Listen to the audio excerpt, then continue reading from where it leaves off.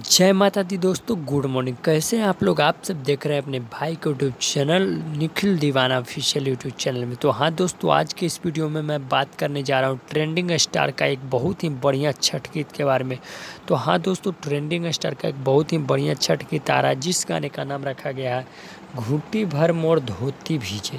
इस गाने को गाएं खेसारी लाल यादव जी और इस गाने को उनके साथ दिए फीमेल सिंगर गाने में शिल्पी राज जी। और इस गाने को लिखे हैं दोस्तों भोजपुरी के बहुत ही अच्छे राइटर अखिलेश कश्यप जी। और उनके गाने का म्यूजिक बनाया है दोस्तों रवि राज देवा जी।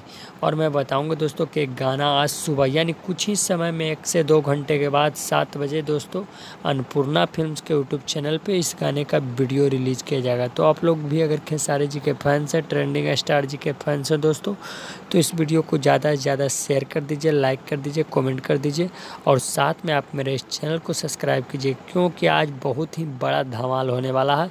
खेसारी जी का फर्स्ट पहला छठ गीत है दोस्तों। आप लोग इस गाने को